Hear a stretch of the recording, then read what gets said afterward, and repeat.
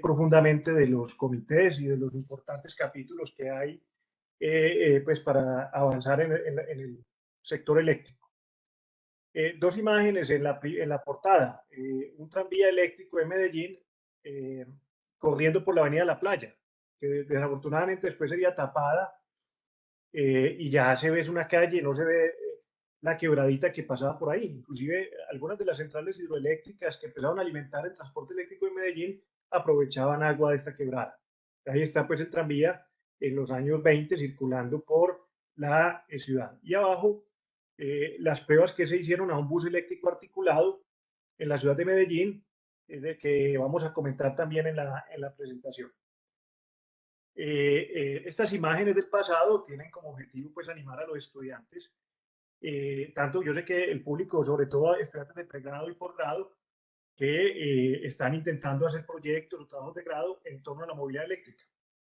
Y se van a encontrar con muchos doctor no, que van a decir que eso es muy caro, que hay otras alternativas más baratas, que hay que hacer la transición energética primero por el gas. Yo lo animo a que recordemos que la movilidad eléctrica fue primero incluso que la movilidad fósil. La movilidad eléctrica, bueno, exceptuando pues el vapor, pero el vapor sí es muy primitivo, y que en Medellín, que era una ciudad en los años 20 relativamente pobre, se podía dar este lujo que tienen ahora los países europeos. Estas diapositivas del inicio tienen como esa función, animarlos a que no se dejen quitar el ímpetu para la movilidad eléctrica. Los 5 tópicos que vamos a trabajar hoy son la introducción, la importancia que tiene que ver el cambio modal, insistir que la movilidad eléctrica no solamente son los automóviles eléctricos, el automóvil eléctrico es una componente importante, pero sobre todo hay que caer en cuenta que cuando hablamos de movilidad vamos desde los trenes metro hasta los vehículos de última milla como este, y que ya afortunadamente desde la ingeniería eléctrica podemos dar en cada uno de esos segmentos o en cada uno de esos modos alternativas que se pueden aprovechar para desplazar el combustible fósil. Quiero hablar de la electrificación tradicional, muy rápidamente, el transbordo y la multimodalidad, cómo se relacionan los diferentes modos con energía eléctrica. Y sobre todo, vamos a trabajar en esta charla estos cuatro y quinto, esquemas de operación de buses y trenes eléctricos y algunos tópicos especiales que me parecen pues, de interés. Como van a notar, esta primera parte la voy a abordar muy superficialmente hoy, porque ya en una anterior invitación de la IEEE la traté con profundidad y en cambio dejé descuidados estos dos temas finales. De los que quieran ver esta primera parte o estén interesados, se pueden referir al video que está montado aquí. Está montado en el foro o en la página del profesor Iván Sarmiento, que tiene un lugar muy especial para tratar temas de movilidad en general. Pueden referirse aquí. Algunas imágenes que acompañan esta primera diapositiva tienen que ver pues con el pasado de la movilidad eléctrica, cuando se presentó la primera locomotora eléctrica en 1842.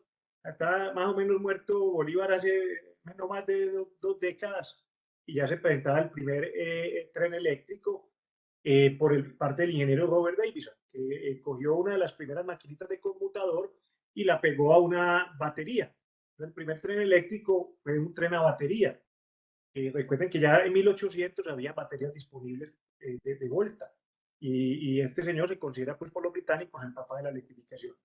Ya hacia 1920 habían scooter y bicicletas eléctricas y miren el tren subterráneo de Londres electrificado en 1890 por motivos muy similares a los que nos tienen acá en la presentación.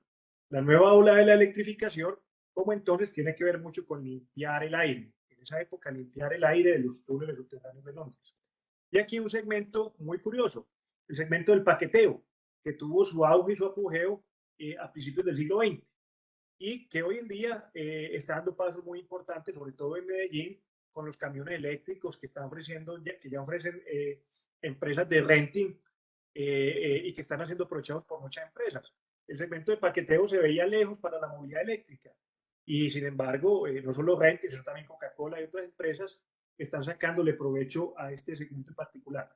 Tiene las ventajas respecto al diésel, que usualmente el paqueteo interno en las ciudades es una operación de mucho arranque-parada, de baja velocidad media y de muchos tiempos muertos. Y ahí el motor diésel tiende a funcionar en un punto de eficiencia muy bajo. Entonces que el eléctrico no tiene ningún problema para asumir esos ciclos de tracción, y aquí hay unas diferencias importantes cuando se comparan los modelos operativos. Y afortunadamente vemos que para algunas empresas, bajo ciertas circunstancias, ya compiten los camiones eléctricos con los camiones diésel. Y hay una importante, un futuro importante para este segmento. Bueno, recordar cómo ya la movilidad eléctrica nos sacó de un problema muy grave, la gran crisis del estiércol de caballo en 1894, que planteó el interrogante de si la humanidad se podía concentrar en megaciudades. Hoy en día sabemos la importancia que es que vivamos muy compactos, que no nos dispersemos en grandes áreas para poder tener una menor huella ecológica. En esa época, la mayor parte del transporte público de mediana y baja capacidad era los tranvías de caballo, los tranvías de sangre. Y la cantidad de estiércol de caballo y caballos en putrefacción causaron diversos problemas que iban desde la calidad del aire, malos olores, hasta fiebre tifoidea y cólera por las moscas que traían los caballos en putrefacción y la eventual contaminación del agua. Esto motivó la primera conferencia en Nueva York de urbanismo. Y ya afortunadamente, a pesar de que había una percepción de que el problema iba a pasar largo, la solución estaba en camino. ¿Y cuál fue la solución? La electrificación. Rápidamente, los tranvías de sangre fueron cambiados por tranvías eléctricos. Y una forma de explicar que esto tuvo un resultado muy rápido fue que ya hacia 1898 había tranvías eléctricos en Colombia. Este es el tranvía eléctrico de la ciudad de Panamá en 1898. Pero miren la adopción que tan rápido. Con todo lo que tenemos en tecnología hoy en día, con todo lo que tenemos de comunicación en el mundo globalizado, no está caminando tan rápido la electrificación del modo bus, como en esta época, digamos que se electrificó el modo tranvía. En esta época, recuerden que no había ni electrónica de potencia, no había diodos, las limitaciones eran tremendas, los controles de velocidad de estos tranvías eran meramente resistivos, y sin embargo, demostró ser una opción competitiva. Paso rápido, insisto, esto lo trato en la charla que les recomendé con más profundidad. Quiero dejar unos mensajes muy importantes en esta primera parte. El primero, desafortunadamente gran parte de la energía del sector transporte tiene su origen en combustible fósil. Esta gran parte de la torta, gasolina. Esta otra porción, diésel, combustible para avión y gas natural. Miren por aquí. Y la electricidad solamente está contribuyendo con el 1%. Necesitamos empezar a crecer esta participación de la electricidad, y eso es una tarea de los ingenieros electricistas. Y si examinamos para dónde se va la energía, pues esto es posiblemente más triste aún. La mayor parte de la torta la están consumiendo vehículos pequeños, automóviles. Estos son automóviles, camiones y buses. Y el sistema ferroviario, muy poquito. Por eso es importante el cambio modal. Necesitamos montar más gente primero a buses, pero ojalá buses eléctricos, y más gente en sistemas ferroviarios, ojalá eléctricos. Según la Agencia Internacional de Energía, el modo RIE, los trenes consumieron 290 teravatios hora de electricidad en el año 2018, que es del orden del 1% del uso global de electricidad. Ahora, si sumamos todos los vehículos, perdón, aquí, eléctricos disponibles en ese entonces, la batería, buses, patinetas, sobre todo motos en China, por ahora, miren, no alcanzan a ser lo que consume el modo ferroviario eléctrico. Muy bien se dice que, digamos que el único modo que está globalmente electrificado es el transporte ferroviario de pasajeros. Ahí vamos por delante. Afortunadamente esta parte de la torta está creciendo. Como ustedes ven, pues la gran cantidad de adquisición de vehículos eléctricos de batería, pero no podemos descuidar que gran parte de la energía del sector transporte eléctrico es consumida por vehículos que operan conectados a la red eléctrica, por los sistemas de metro, los trenes de cercanía, los sistemas de alta velocidad y los sistemas de trolebuses. Esos son sistemas que operan parcialmente conectados a la red eléctrica o totalmente conectados a la red eléctrica. Muy bien, recordar pues que en Colombia tenemos una gran participación de energía renovable, de 74% para esta foto tomada en la semana de esta semana de marzo. Si toman fotos, esto puede subir al 80%. A veces nos bajamos un poquito por la térmica, pero Colombia es un país donde ya hemos alcanzado muchas de los objetivos de los países desarrollados, que es tener hacia el 2030, 2050, inclusive se es muy ambicioso pensando que países como China no lo van a alcanzar de hecho, y Europa puedan estar por los lados del 80% en 2030. Muy, muy difícil que lo puedan lograr, mientras que Colombia está en esta posición tan interesante. Bueno, observen que la electrificación provocó una primera edad de oro del transporte público. De la mano de la energía eléctrica llegaron los trenes y tranvías y los trenes de cercanías. Este es el uso de viajes en transporte público a medida que va pasando el tiempo.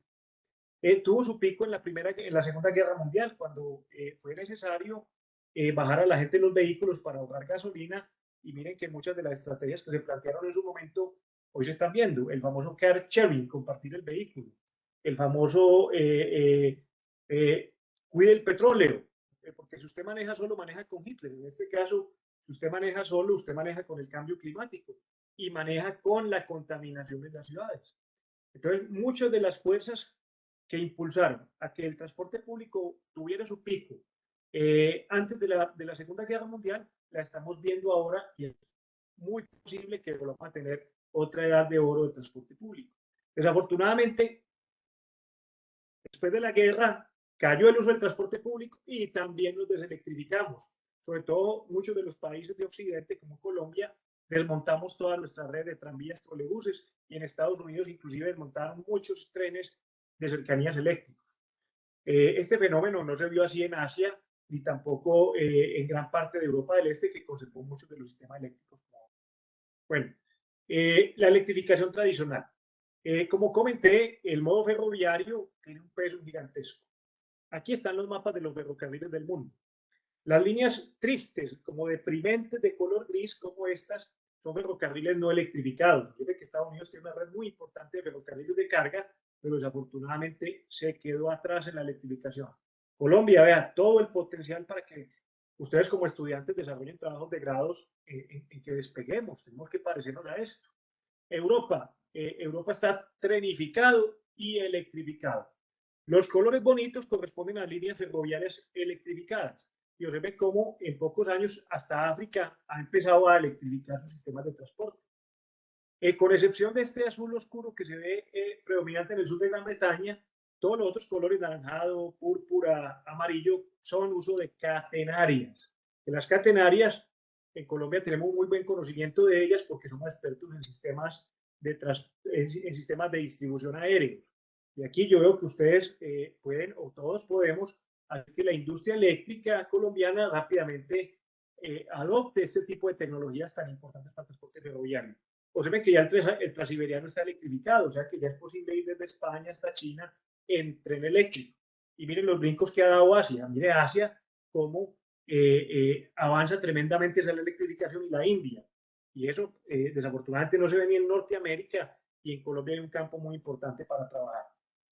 Hacia 2006, no he podido actualizar esta estadística, el 25% de los kilómetros de ferrocarriles en el mundo, incluyendo carga y pasajeros, recordemos que ya dije que el pasajero está prácticamente electrificado, está por los lados del 70%, en carga vamos un poquito atrás, pero en todo caso, la cuarta parte de los kilómetros de ferrocarril ya están electrificados, y sin embargo mueven el 50% del volumen de carga en trenes eléctricos. Eso habla de que las líneas más intensivas, las líneas de mayor capacidad de carga, son necesariamente electrificadas.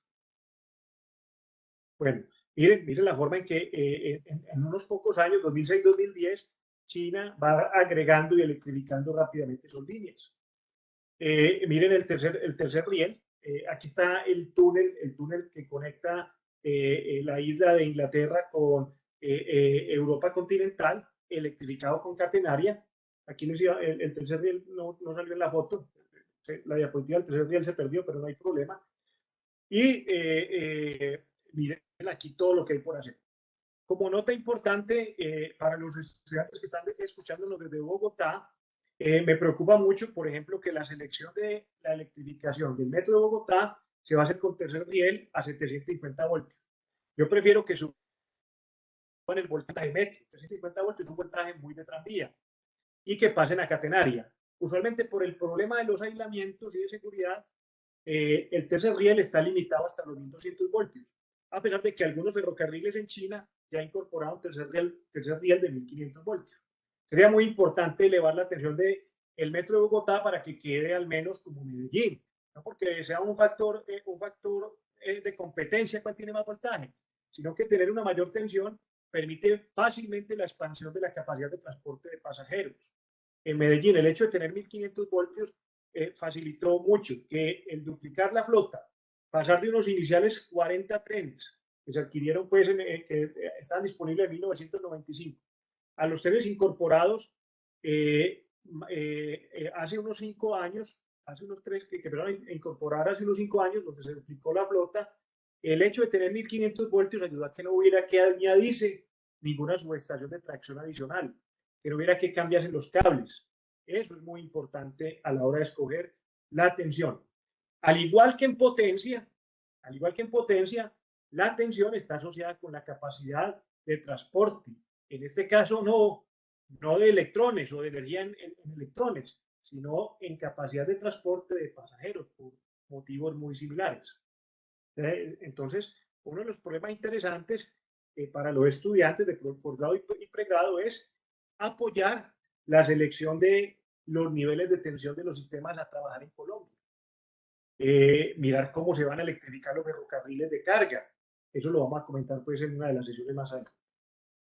Bueno, aquí hay negocios muy buenos. Vean, de cara a la reactivación económica, el negocio de las catenarias, de la electrificación, va a tener un muy buen desempeño por la lucha contra el cambio climático.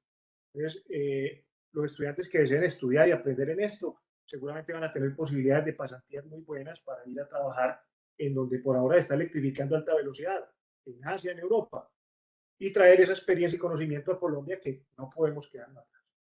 Algunas fotos de tristeza. Miren el ferrocarril de carga que atravesaba Medellín. Tenemos que volver a esto. Bueno. Una notica cortica. En los problemas de electrificación de los ferrocarriles nacionales, noten que sería muy difícil pensar que desde Medellín hasta el mar, hasta los puertos, uno pudiera el año 1 instalar una catenaria de 400 kilómetros y que el proyecto fuera viable. Entonces hay que empezar a buscar estrategias. Una de ellas es la electrificación gradual, en donde se aprovechan locomotoras que tienen posibilidad de operar con un motor de respaldo diésel cuando no hay catenaria instalada, poder aprovechar la red de directa que tenga el sistema metro de la ciudad a 1500 voltios, o para las largas distancias una conexión en corriente alterna que puede hacerse en 25 kilovoltios o en 2 por 25 kilovoltios, una alimentación dual. Esto se está usando para que yo al principio pueda poner a operar mi locomotora, tener movimiento de carga desde el año 1, digámoslo así, e ir electrificando gradualmente los puntos de alta pendiente, las partes de arranque, etc. Uno de los problemas interesantes hoy en día es si de pronto el hidrógeno puede ser una alternativa muy buena para los trenes o combinaciones de catenaria batería. Esos son estudios que pueden empezar a estudiar, a desarrollar en sus trabajos de grado. La carga en movimiento, carga dinámica, que vamos a trabajar para buses al final con mucho detalle, se puede aprovechar también para ferrocarriles que combinen batería catenaria y se puede hacer un óptimo despliegue de la catenaria gradualmente sin que financieramente se afecte el proyecto. Bueno, porque es muy importante la multimodalidad. Vean, los ingenieros electricistas tenemos mucho que aportar en el planeamiento de las ciudades. Y hemos notado que, sobre todo en Bogotá, se estaba planeando de la forma tradicional el ruteo de los buses y Transmilenio. Entonces se tienen un montón de barrios en Bogotá y se quiere crear un montón de troncales de Transmilenio en un único modo. Entonces eso nos lleva a los expertos en circuitos que han estudiado la topología de nodos ramas a que la cantidad de rutas sea supremamente alta. 8 noditos de conexión implica 26 rutas.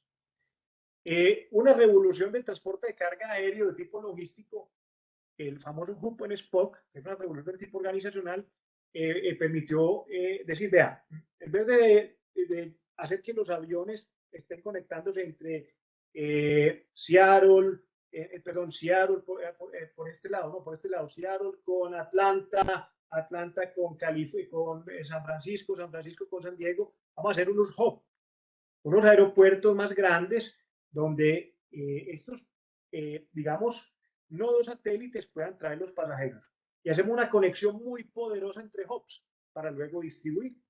Este paradigma nos ayuda mucho a planear la forma en que se deben pensar los sistemas de transporte eléctrico y se parece mucho a cómo hacemos los ingenieros electricistas. Porque los ingenieros electricistas, para distribuir la electricidad y transmitirla, también usamos hubs. Nosotros no nos vamos con una linecita de 110 kilovoltios desde Bogotá a la costa, no. Buscamos un hub para subir eso a 500 kilovoltios y hacemos una línea de alta potencia. O para Panamá buscamos unos enlaces poderosos de corriente directa. Entonces, este tipo de planeación nos da una simplificación en cuanto a nodos y rutas y nos permite unas optimizaciones logísticas muy importantes. Un ejemplo de cómo se ve eso, puedes venir a Medellín y mirar cómo está el sistema multimodal del metro. Pues ven que el metro tiene unas líneas de alta potencia, que son los trenes del sistema pesado. Los trenes del sistema pesado que tienen capacidad de 40.000 pasajeros por sentido hasta 60.000, aquí viene como un cero. Listo. Pero así como uno no puede llegar con una línea de 500 kilovoltios a los tomas de las casas, hay que ir empezar cambiando los niveles de transporte. Y eso se hace cambiando los modos. Pero los transformadores son los transbordos, cuando cambiamos de un modo a otro. Entonces, pasamos primero del metro, digamos, de una línea de 500 kilovoltios a una línea que es la línea de tranvía con menor capacidad de transporte, que puede mover desde 5.400 hasta 8.000 pasajeros hora sentido. Miren cómo aquí hay lo que en movilidad es la capacidad de transporte de pasajeros, medida en pasajeros hora sentido. En eléctrica es la potencia de la línea, está aquí una línea de menos potencia que se logra meter por los barrios, es más flexible. Y luego para distribuir las personas vienen otros modos de mucho menor voltaje, digamos, en términos de movilidad, que son los metrocables. Esos metrocables tienen capacidad del orden de 4.000 de 2.500 pasajeros hora sentido, la línea M y la línea H de 1.800 pasajeros hora sentido. El metrocable de Picacho, que es el sexto metrocable inaugurado ya en pruebas, ya próximo a ser inaugurado, se sale un poquito y se acerca al modo tranviario, porque tiene capacidad de 4.000 pasajeros hora sentido. ¿Por qué digo esto? Es que, sinceramente, Bogotá, con su planeación a un solo voltaje o a un solo modo, provocó algo muy similar a lo que vimos en los orígenes de la electricidad, y fue saturar las líneas con un modo que evidentemente no estaba diseñado con la capacidad de metro. Es como si para el problema de la movilización de energía eléctrica del centro del país a la costa hubiéramos dicho, no hagamos líneas de 500 kilovoltios que son muy caras, hagamos una de 110 kilovoltios. Y obviamente al principio, los primeros años puede que funcione, pero rápidamente al aumentar la demanda hay problemas de regulación de voltaje. Miren la analogía que están aquí estamos viendo un problema de disparo de pérdidas, ¿verdad? Como se ve la congestión aquí del pasajero. Y eventualmente no se puede transportar por ahí, colapsa. ¿Verdad? Habría que subir el voltaje. Entonces estas troncales como la Caracas debieron haberse concebido en un modo con la capacidad apropiada, por un modo ferroviario tipo metro de una vez, y estos modos de buses ser diseñados como alimentadores de esa troncal. Entonces el ejemplo es muy parecido. Entonces algo que se dijo mucho tiempo en Colombia, que Transmilenio reemplazaba los metros de forma barata. No, no es verdad. Y ustedes como ingenieros electricistas pueden aportar mucho, y también ingenieros electrónicos que puedan estar acá, a planear mejor el sistema. Vean. Esto le pasó a Edison. Edison quiso transportar energía a un solo voltaje, porque en directa no le funcionaban los transformadores. Entonces, provocó una congestión de cables en el cielo muy similar o muy equivalente a la de Transmilenio. Hasta que llegó Tesla con su transformador y dijo, no, es que hay que hacerle cambio modal a los electrones. Hay que bajarlos de la energía que se transporta, los cuantos de energía que transportan los electrones, hay que bajarlos de unas cargas y montarlos en otras con más voltaje, que es capacidad de transporte por unidad de carga.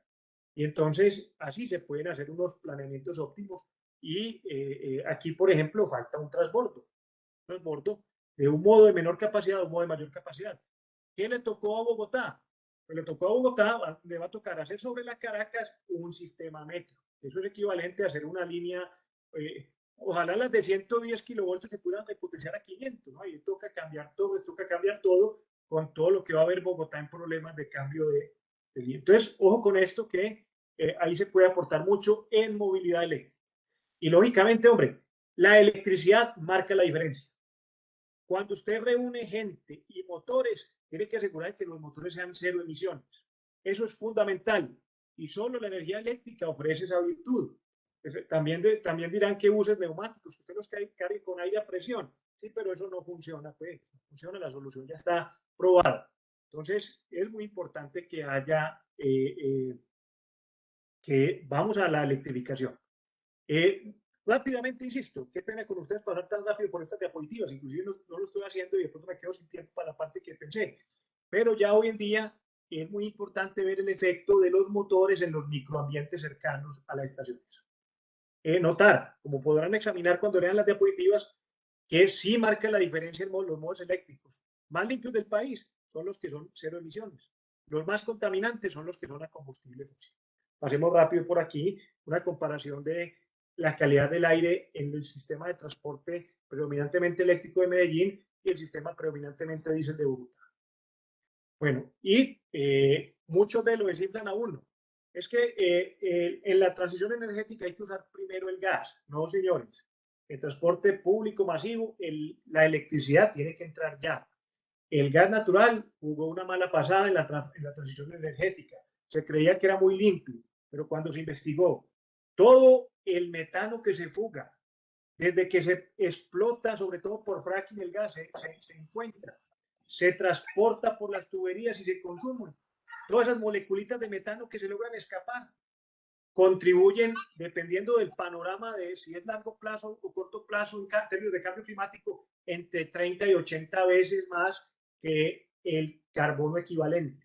Tanto que es mejor quemar el metano, es mejor volverlo carbono, es mejor volverlo dióxido de carbono que dejarlo salir a la atmósfera. Es un problema tan grave que ya los satélites de Estados Unidos están buscando las fugas de metano para poderlas controlar e intentar hacer que el uso del gas natural sea un poquito más limpio. Estas son las fugas de metano por todas partes donde se hace fracking. Hombre, no podemos exponer a que Colombia se convierta pues en otra fuga de metano para el planeta, con una explotación masiva mediante fracking. Los niveles de ruido, ojo, la contaminación auditiva también es muy importante. ¿Listo? La red de Medellín de transporte, que nos soñamos, todos los modos, hay que llevarle la electricidad. Y ese problema de cómo alimentar los modos eléctricos es un tema de interés en investigación. En Medellín ya hay cables eléctricos, tren eléctrico, metro eléctrico, tranvías y ojalá hayan próximamente sistemas de trolebuses eléctricos biarticulados, como en Bogotá. Pues ven que en Bogotá se ha dicho, va a haber buses eléctricos en todo el SITP, excepto en el modo articulado y biarticulado, porque teóricamente no hay oferta eléctrica viable, ¿no? Ya la hay, ya la hay. Lo que pasa es que la oferta eléctrica no es solamente baterías.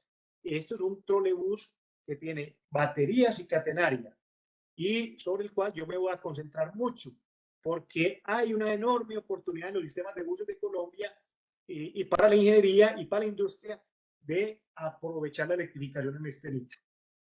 Entonces, ahora sí, los temas que quiero tratar con profundidad y tienen que ver con los esquemas posibles de operación de buses eléctricos en Colombia y en el mundo. Hay tres modelos. La carga de depósito, que ya se ve en Bogotá, que ya vemos en Medellín, donde los buses se cargan en el lugar donde se guarda. De ahí el nombre de carga de depósito. Se les mete la energía por la noche y se espera que en el caso ideal esa energía les sirva para operar las 16, 12, 14 horas que tenga que operar el bus. Y para eso hay que incluirles una batería un tanto pesada, no, muy pesada. Una batería que puede estar entre los 3, 5, 6 toneladas, dependiendo del tipo de bus. Si es un bus padrón de 12 metros, un articulado de 18 metros o un biarticulado. Contra ese esquema de tener que sacrificar parte del peso útil del bus para llevar la batería, surgió un esquema europeo alternativo, que es la famosa carga rápida, en el cual la promoción o la cuña tiene que ver con que son sistemas que no movilizan baterías, así lo llaman ellos, sino que movilizan pasajeros. Se cambia la batería por una batería más pequeña, con una química diferente. Esa batería, respecto a la densidad gravimétrica, es más pesadita que esta, pero respecto a la densidad de potencia es más alta.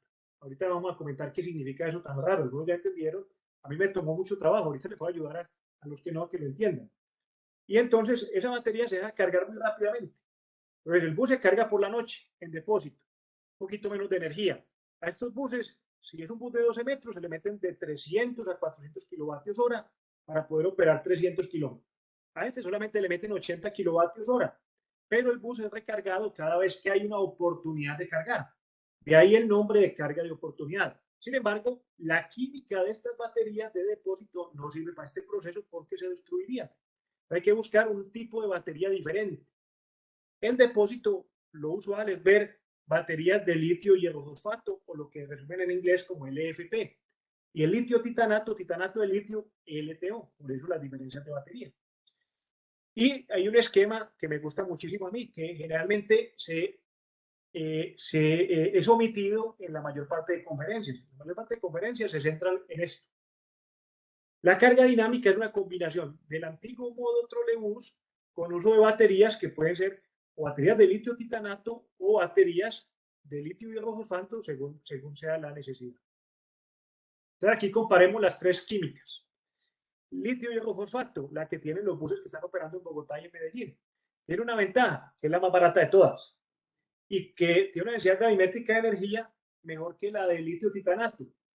Es un hecho, pero no tan buena como la que se necesita para los taxis y la que vemos en los vehículos Tesla, la que vemos en los automóviles, que es el níquel, manganeso, cobalto, que ya está llegando por los 200 vatios hora por kilo, ya está llegando a unas densidades muy buenas que permite que en un automóvil podamos ver hasta baterías de 100 kilovatios hora de almacenamiento con rangos de 500 kilómetros, pero es mucho más costosa.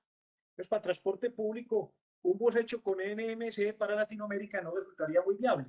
Entonces, en el balance entre barato y densidad gravimétrica, Latinoamérica se ha ido por baterías de litio y hierro fosfato y están funcionando muy bien. Es decir, lo que los buses pequeños, como los de Masivo de Occidente en Medellín, o los buses que están operando en Bogotá, han tenido muy buenos resultados con estas baterías que son muy seguras y que tienen la ventaja de que no dependen del cobalto.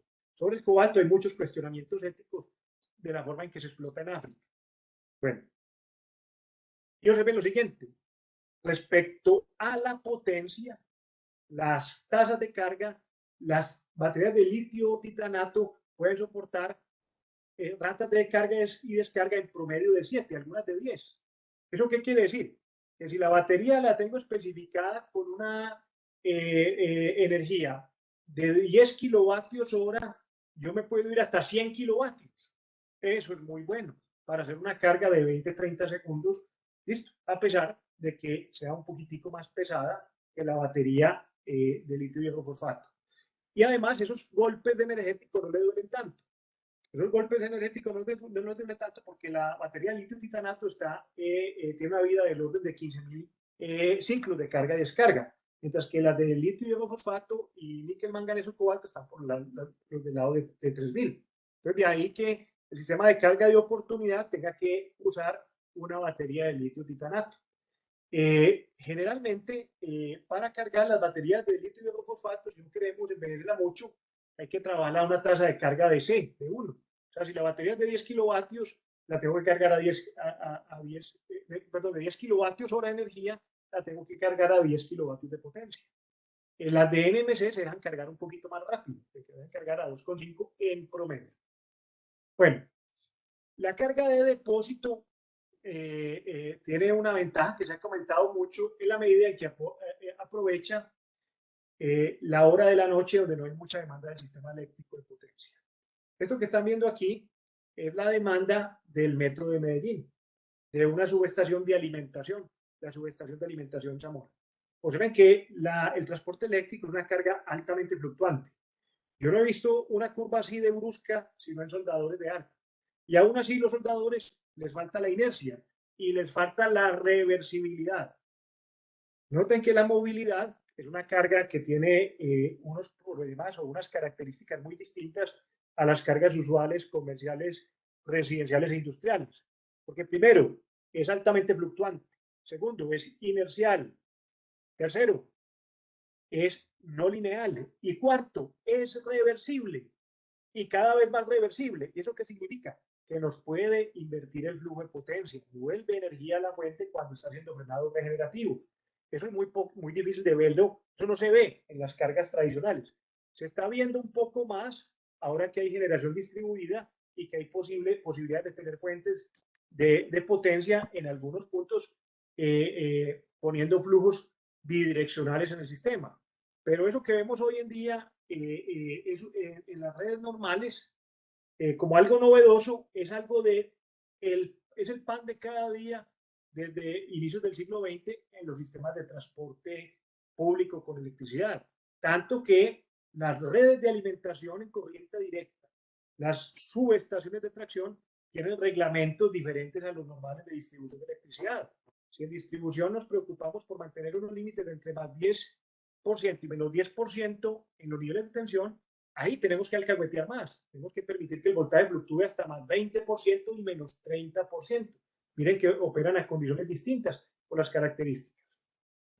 Bueno, entonces ven que si ustedes en Bogotá, o nosotros en Medellín o en Cali, lo que nos están viendo, logramos que en los proyectos de transporte masivo, en el día se aprovechen para mover trenes y en la noche se aprovechen para cargar buses alimentadores, logramos muchísimo.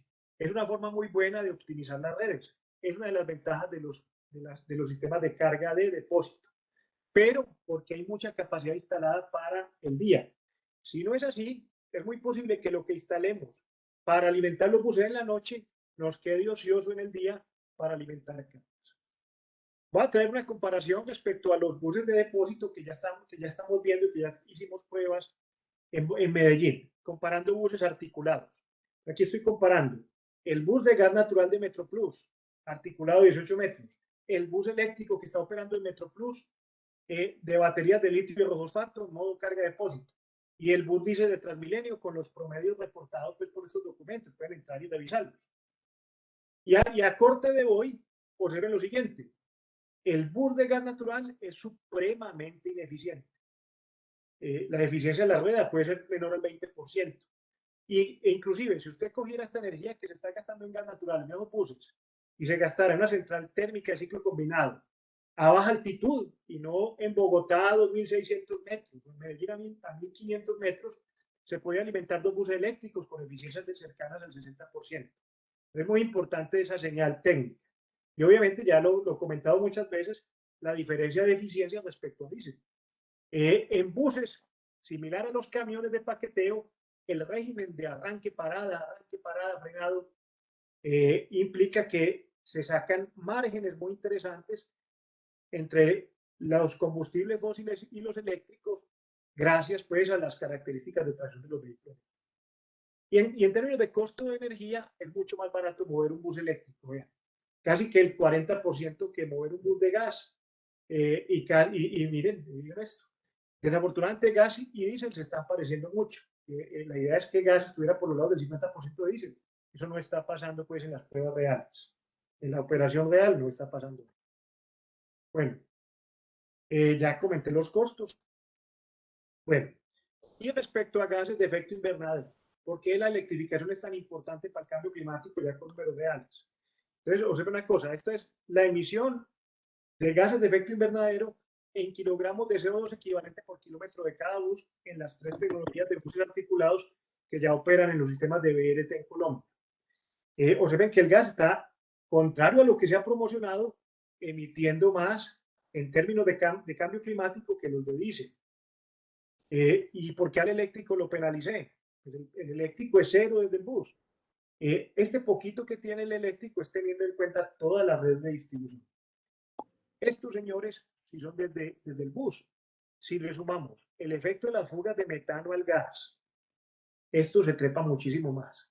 suponiendo que, porque supongamos que para cada metro cúbico de gas que requiere un bus, se pierde el 3 o 4%, ese 3 o 4% que se va para la atmósfera sin quemar, hay que multiplicarlo por factores de 20, de 30 y de 80 para tener en cuenta su verdadero efecto en cambio climático.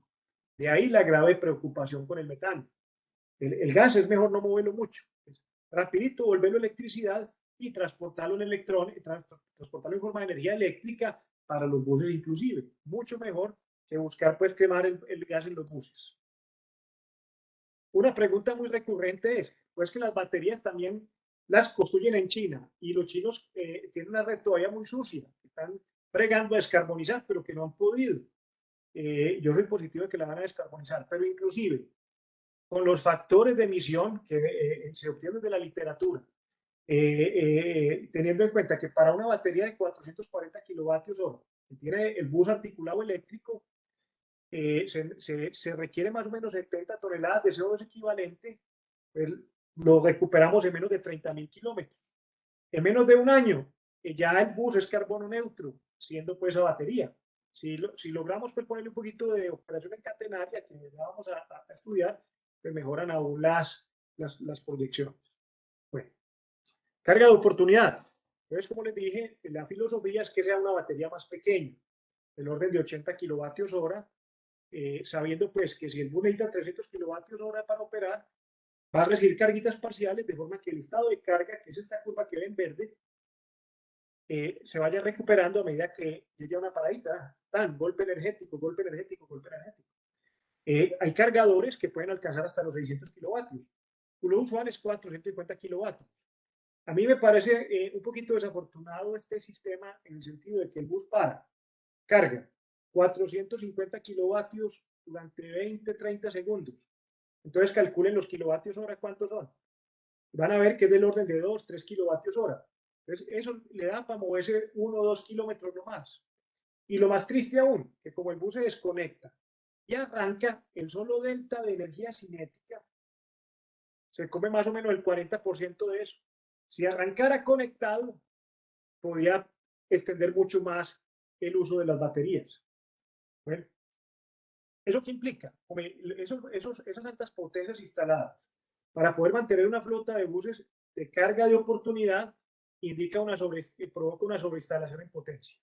Yo comparo el caso de Ginebra. Ginebra, Suiza, por ejemplo, está moviendo más o menos 10.000 pasajeros al día con una capacidad instalada de 9 megavatios. En Ayacucho, para cuando se hizo esta presentación, ya aumentó. Con 3 megavatios era capaz de movilizar cerca de 50.000 pasajeros al día.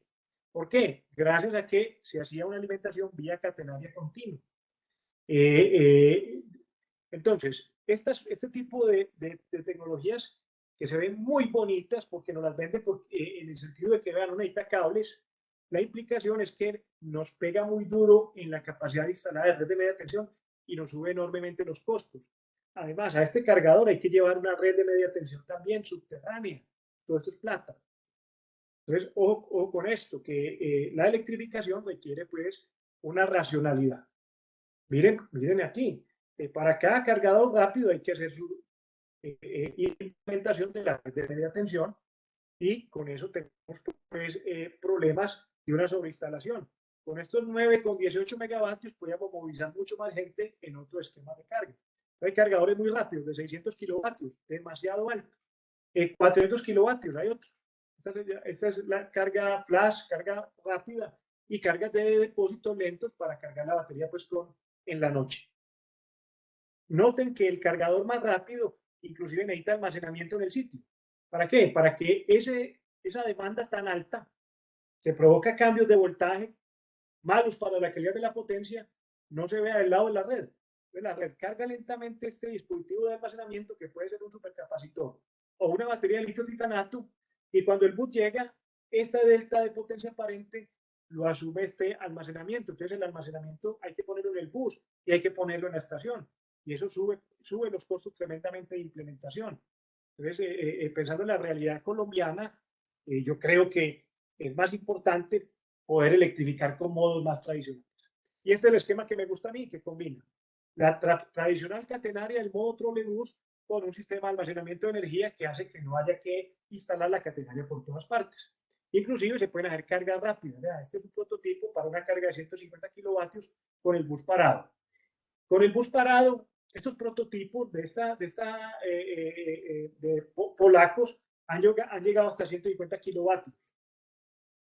Listo, que es una carga muy buena que compite con los cargadores flash.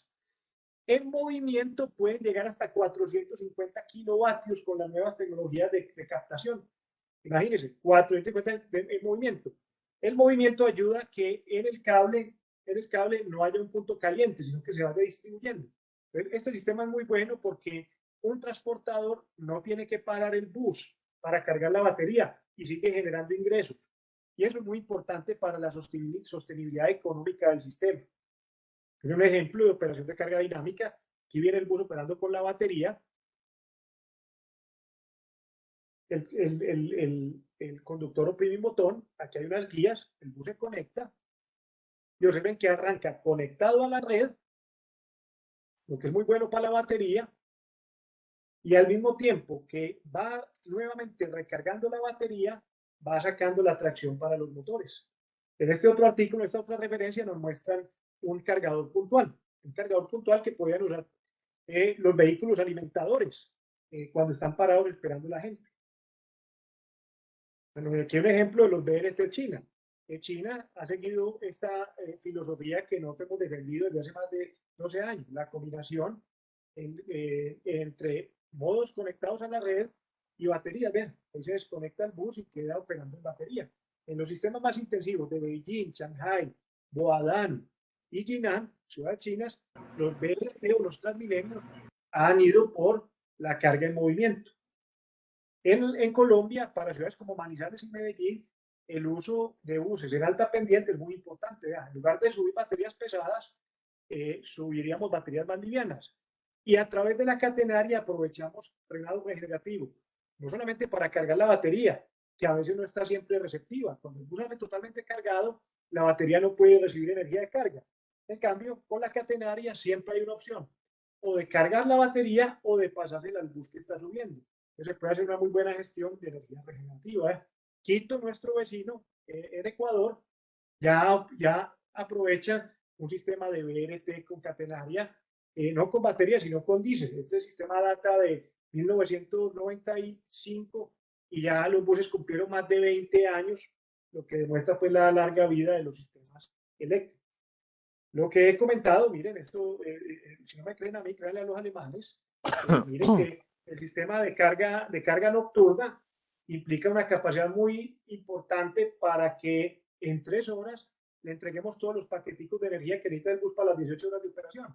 Si las entregamos solamente con catenarias continuas o con combinación catenaria-batería, la capacidad instalada se disminuye mucho. Miren que aquí, si concentramos la potencia en poquito tiempo, si concentramos la energía en poquito tiempo, nos sube la potencia. Si logramos distribuir el consumo, es mucho mejor. Con la ventaja de que lo que instalemos a nivel de media tensión, lo aprovechamos durante el día mejor. Este numerito de aquí abajo es el factor de carga. Entonces, así mantenemos lo que instalemos cargadito. Y aquí, si ponemos unas estaciones muy grandes de carga, pues el resto del día, ojalá consigamos clientes, de pronto taxis, de pronto buses, de pronto particulares. En Bogotá hay una oportunidad muy buena para que la red de media tensión que se está instalando para cargar los buses se pueda utilizar en el día para electrificar partes de catenaria para articulados y biarticulados. Yo veo cómo estoy de tiempo, ya estoy pasado, qué pena con ustedes. Bueno, entonces en este artículo escrito con Mauricio Restrepo de la Universidad del Norte, quisimos hacer un modelo computacional, un programa de computador que permitiera, dada una ruta de bus, unas características especiales, que nos recomendara si lo óptimo era una carga de depósito o si había que poner catenaria, dónde poner la catenaria usando un modelo de minimización de costos. Esta era la función de objetivo, el mínimo costo para instalar en catenaria, en baterías, en subestaciones, teniendo en cuenta pues las restricciones de potencia, que no vamos a quemar las baterías y todo eso. Y lo aplicamos para el sistema Metro Plus, que es donde ya operan los buses eléctricos y tenemos buena información. Es una ruta muy interesante porque tiene altas pendientes. Miren, por ejemplo, la forma en que los vehículos eléctricos ya son muy simétricos. Este es consumo de potencia, vea, 250 kilovatios máximo, pero la regeneración alcanza los 200 kilovatios. Miren qué carga tan interesante, tan bonita. Arranque, parada, arranque, parada. Y mire cómo en la subida, en alta pendiente, se consume una enorme parte de la energía. La energía, aquí en este tramito, el consumo, miren, aquí bajando el bus, esto lo hace gratis. Pasa de 0 a menos 1 kilovatio hora, recuperado para carga la batería cada vez que pasa por aquí. Y aquí empieza a consumir. Y en este pequeño trayectico pasa casi de 3 kilovatios hora a 8. ¿Listo? Pero uno dice, hombre, papayazo poner aquí un pedazo de catenaria. Y efectivamente el modelo de optimización arroja ese tipo de cuestiones. Aquí hay unos datos muy rápidos del bus que no quiero entrar pues a detallar porque no hay tiempo. La forma en que se midieron y se registraron las variables de voltaje. Y miren aquí, esta es una ruta muy bonita porque sale de una cota en el occidente de la ciudad y llega casi a la misma cota. Baja al centro y vuelve y sube.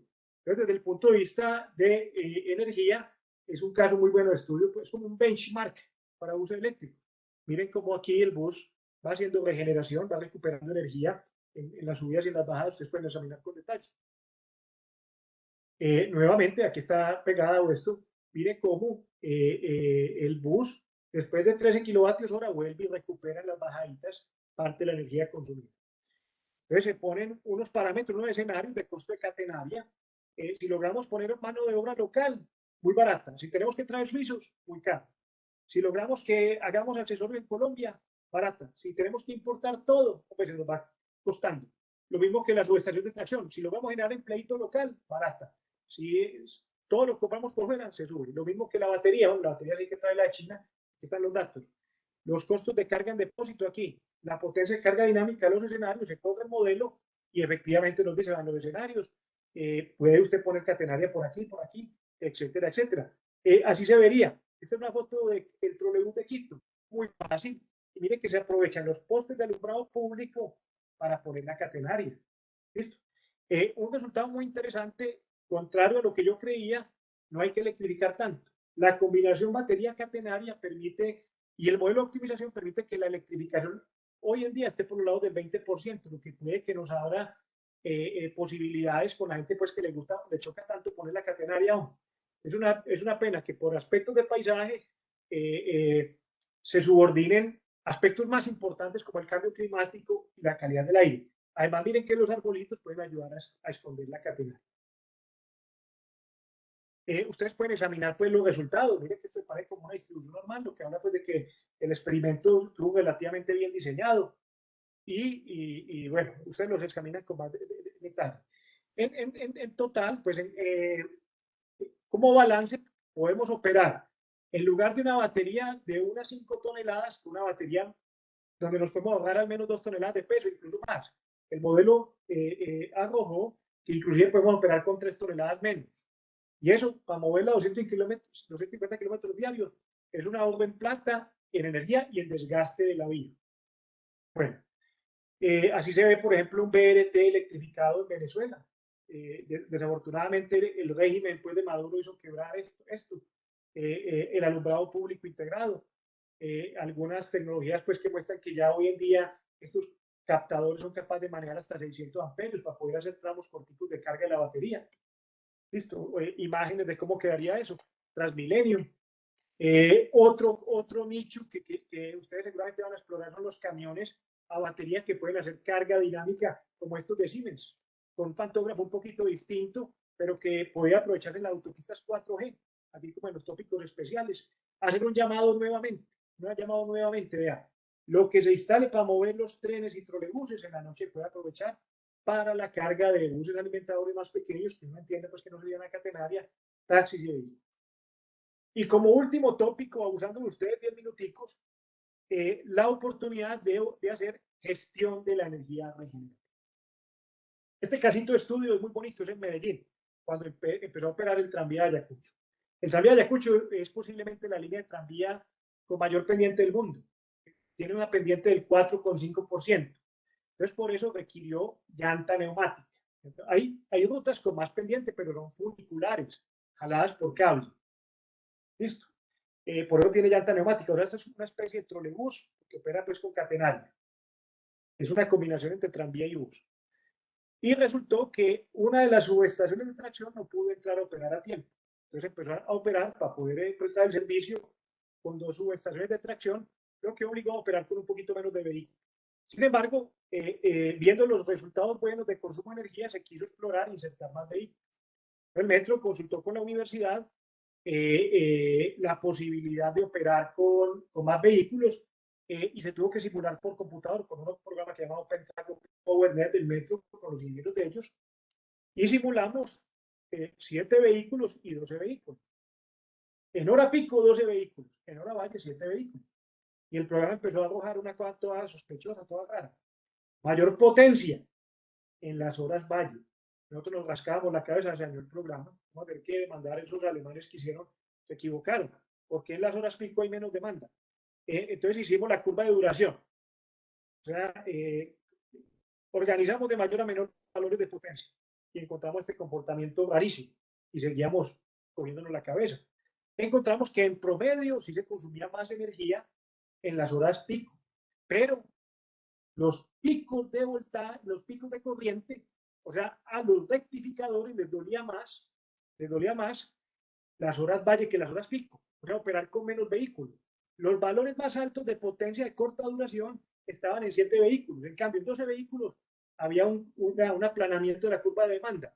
Como está una escala logarítmica, mire que finalmente esto se pasa por encima de esta, entonces aquí hay mucha más energía, hay más consumo de energía en 12 vehículos. ¿Pero a qué se debía? Se dio porque al ser una ruta de tan alta pendiente, los rectificadores que cubrían el punto de subida se veían aliviados cuando al haber más vehículos se daba una coincidencia entre un vehículo bajando y un vehículo subiendo. Cuando habían poquitos vehículos y un tranvía tenía que arrancar en la máxima pendiente, entonces el pico de potencia era muy grande. Pero al tener más vehículos operando, había una compensación natural de energía regenerativa entre los vehículos que suben y bajan.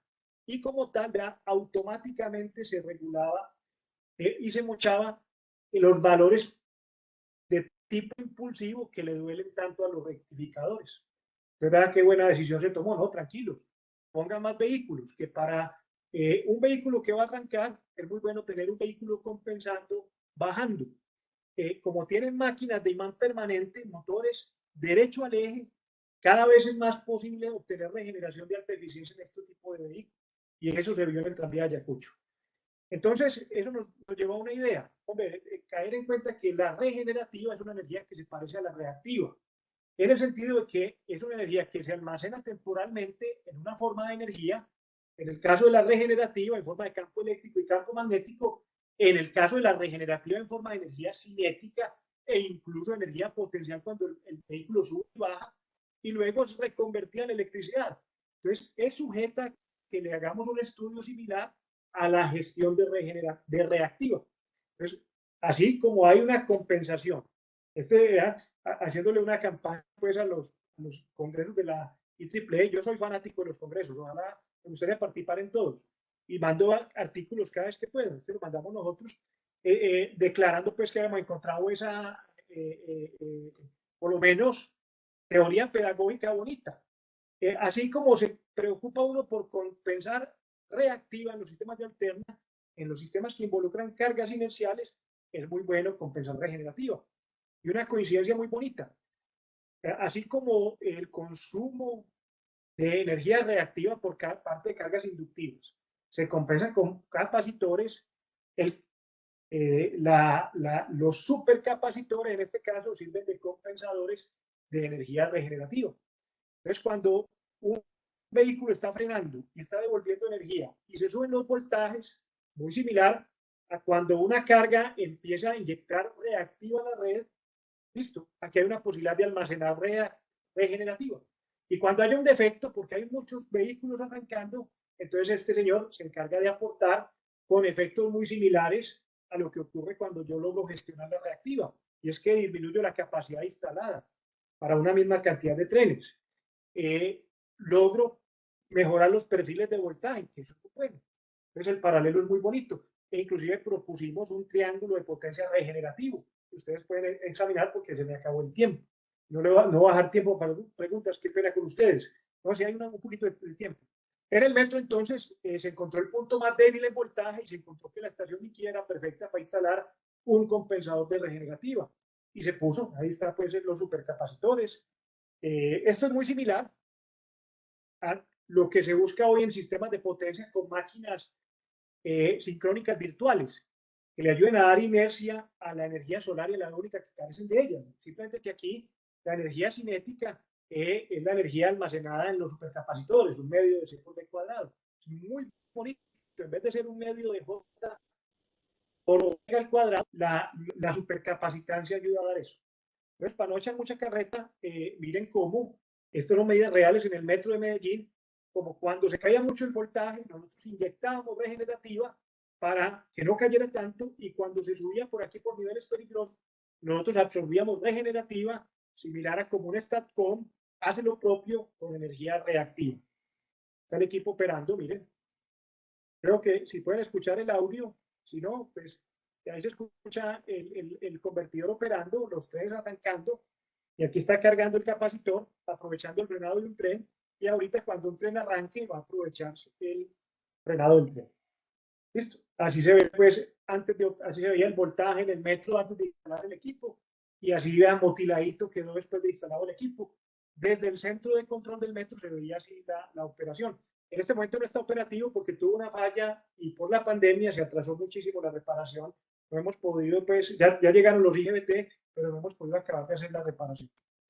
Qué pena con ustedes terminar tan rápido. La última parte, quiero dejar estas imágenes, vean. El transporte eléctrico y las catenarias no son enemigas de los arbolitos, sino son enemigas del paisaje. Corto aquí, ustedes yo creo que pueden revisar las diapositivas adicionales, y me disculpo por pasarme el tiempo. Profesor, muchísimas Si hay algún moderador para las preguntas, adelante, las pueden hacer. Yo creo que las preguntas, sí, muy breves, porque estoy 15 minutos pasado de tiempo. Profesor, primero que todo, muchas gracias. La verdad fue muy claro en los temas que logrado tocar a lo largo de esta exposición. Yo tengo una pregunta y es, tomando en cuenta la infraestructura con la que se cuenta actualmente en la ciudad de Bogotá para los proyectos nuevos, ¿usted consideraría que es mejor idea tener en las autopistas principales en las cuales, bueno, autopistas no, avenidas principales donde actualmente no se cuenta con ningún medio de transporte como Transmilenio? Que sería mejor contar con sistemas tipo tranvía o sistemas tipo trolebús. Lo menciono es por los nuevos proyectos que va a haber en la Avenida Ciudad de Cali, la Avenida Boyacá y la Avenida 68, que son algo similares a la Caracas. Sí, ahí podría lograrse algo muy flexible para interconectarse con autos troncales de Transmilenio con buses biarticulados.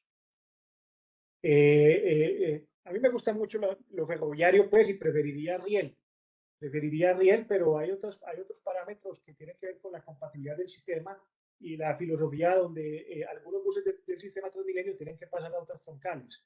Entonces, habría que estudiar en qué casos es mejor hacer un sistema ferroviario independiente con traspasos, como lo mencionamos, con los famosos transformadores, que son las estaciones donde los pasajeros pasan de un modo de menor capacidad a otra, y definitivamente algunas de ellas pueden ser como Transmilenio, pero usando articulados y biarticulados de carga en movimiento, no tirando la catenaria por todas partes, sino seleccionando con modelos de optimización cuáles son los tramos apropiados, y poder pedir un bus que, en el caso de un biarticulado, si fuera solo baterías, podría tener una batería de 600 kilovatios hora.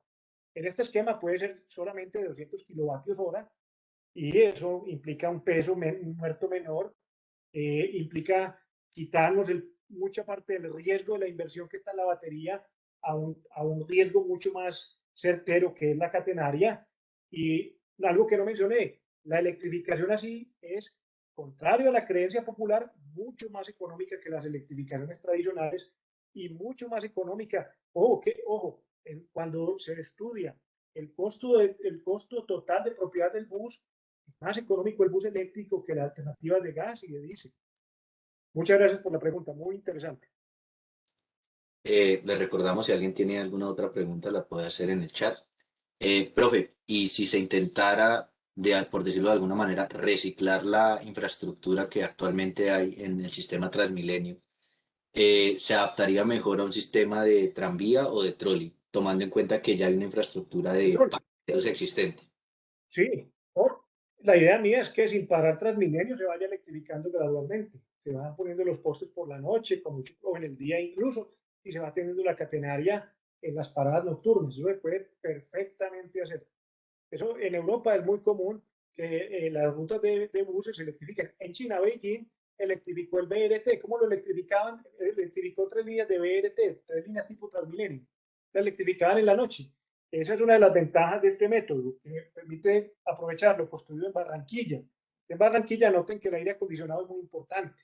Entonces, de pronto, un bus a batería no nos da para operar 12 horas. Difícilmente nos dará para operar 8 horas. Había que hacer recargas parciales en hora valle. En cambio, con un sistema de catenaria podíamos tener el bus operando perfectamente las 24 horas si así se quisiera. Perfecto, profe. Totalmente clara la respuesta. Carlos Salgado lo felicita por la exposición y creo que por ahora no tenemos más preguntas. Entonces, profesor, a nombre del capítulo colombiano, le agradecemos muchísimo por su participación el día de hoy y esperamos contar con usted en una próxima oportunidad para seguir tocando estos temas tan interesantes. Muy amable, profe. Con mucho gusto y muchas gracias, la IEEE. Me faltó dar un crédito muy especial a Mauricio Restrepo, que fue el que programó el modelo de optimización en el paper. Ahí los pueden leer ustedes. Ahí en la presentación, los que están haciendo tesis y que pueden encontrar muy buenas referencias para escribir su capítulo de estado del arte. Muchísimas gracias, profesor, y agradecemos a todos los participantes. Esperamos seguir en contacto con ustedes para nuestros próximos eventos. Les agradecemos mucho y que tengan una feliz noche. Muchas gracias a todos. Muchas gracias.